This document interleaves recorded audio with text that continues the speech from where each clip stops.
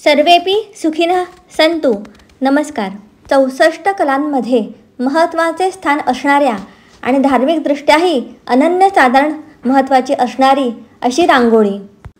आज दिवाळीचे औचित्य साधून रांगोळीविषयी मी बोलणार आहे. या रांगोळीविषयी ऐतिहासिक किंवा भौगोलिक गोष्टीची चर्चा मी इथे करणार नाही, तर रांगोळीचे आकृत्या, प्रकार, चिन्हे आणि त्याचबरोबर त्यांचे महत्त्व याविषयी थोडक्यात सांगायचं आहे.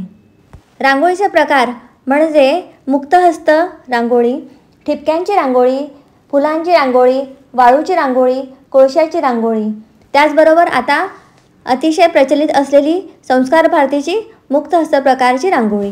रांगोळीत वापरल्या जाणाऱ्या आकृत्या आणि चिन्ह यांना विशेष महत्त्व आहे. सगळ्यात पहिलं आणि महत्त्वाचं चिन्ह म्हणजे बिंदू किंवा ठिपका.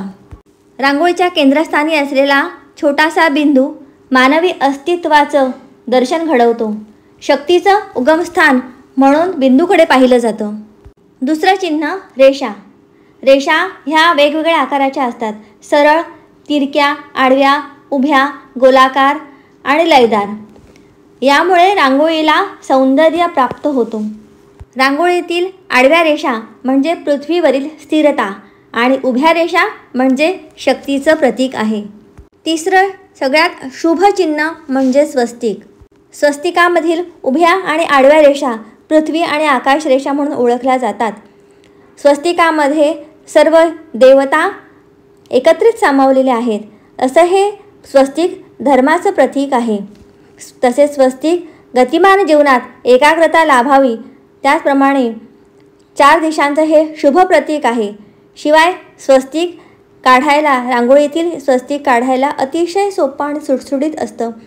एका स्वस्तिकातून वेगवेगळ्या अनेक आकृत्या काढता येतात. असं हे स्वस्तिक मांगल्याचं प्रतीक आहे. चौथं शुभचिन्ह आहे गोपद्म. गायीमध्ये 33 कोटी देवांचा वास असतो, त्यामुळे गाय ही हिंदू धर्मामध्ये पूजनीय आहे.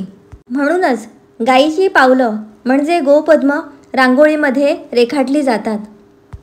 त्या रांगोळीमध्ये आणखीन चिन्ह काढली जातात. त्यात पानं, फुलं आणि वेली ही सगळी समृद्धीची प्रतीकं आहेत, म्हणून यांच्या रांगोळ्या काढल्या जातात. रोज देवापुढे आणि घराबाहेर देवीची पावलं काढायची, गोपद्म काढायची, स्वस्तिक, शंख किंवा कमळ काढावं. सोमवार असेल तर बेलाचं पान, नागोबा, त्रिशूल, डमरू यांच्या आकृत्या काढायच्या. मंगळवार आणि शुक्रवार हे देवीचे वार, त्यावेळेला स्वस्तिक आणि कमळ काढायचं.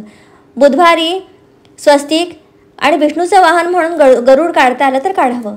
गुरुवारी कमळ आणि गोपद्म काढायची आणि रविवारी सूर्यदेवता याची चित्र रेखाटायची असतात.